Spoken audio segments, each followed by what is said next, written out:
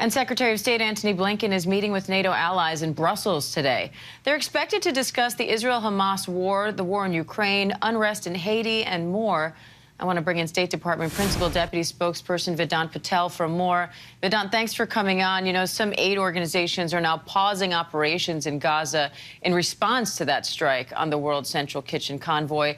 What impact do you think that will have as Gaza faces famine, and how are the U.S. and allies working to fill that void? So first, I just want to echo what we saw the President and Secretary Blinken say yesterday. This news is heartbreaking. It's tragic. We are talking about humanitarian workers who are doing everything they can, literally running into conflict zones to bring aid to people. They need to be protected, and they should not be in harm's way. And more needs to be done when it comes to deconfliction and protecting aid workers. And more needs to be done for aid getting into Gaza. Ultimately, organizations and organizations that we partner with are going to make their own decisions as it relates to operating in certain conflict zones. But right now, we need to be doing everything we can to get more humanitarian aid into Gaza, pursuing more avenues. You've seen the United States continue to support land efforts. You've seen us undertake airdrops over the past month or so as well. And you saw the President speak very clearly about the need to pursue this maritime option as well.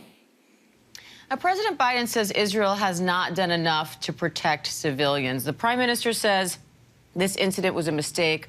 World Central Kitchen says this was a clearly marked convoy.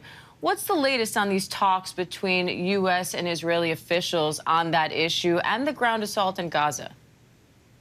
So look, at every conversation that we've had with our partners in Israel since October 7th, we have made clear and reiterated that more needs to be done to minimize the impact on civilians and minimize civilian casualties, and more needs to be done to get humanitarian aid into Gaza. And we will continue to have those very frank and tough conversations. What more can the U.S. and allies do to try to influence those tactics?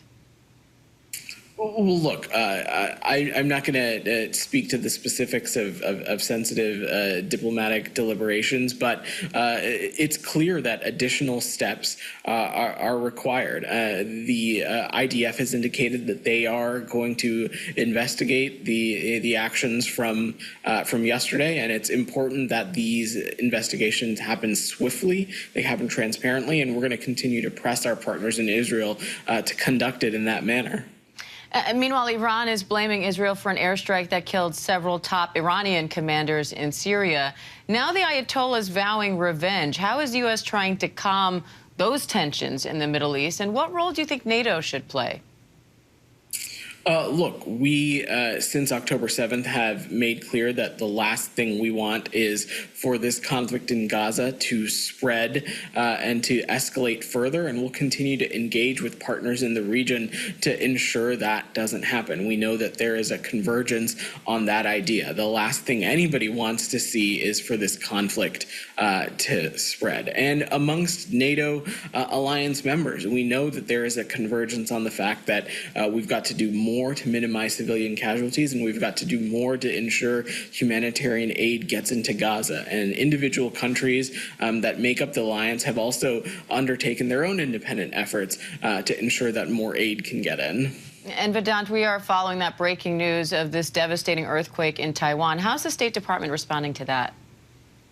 Well, we're continuing to assess the circumstances on the ground. We're in touch with appropriate interlocutors, and we'll stand ready to assist should we need. We're also continuing to assess and pay attention to any impacts that might have happened on American citizens as well. But I don't have any updates for you on that at the moment. All right, State Department Principal Deputy Spokesperson Vedant Patel, we appreciate your time today. Thank you. Thanks for having me. Hi, everyone. George Stephanopoulos here. Thanks for checking out the ABC News YouTube channel. If you'd like to get more videos, show highlights, and watch live event coverage, click on the right over here to subscribe to our channel. And don't forget to download the ABC News app for breaking news alerts. Thanks for watching.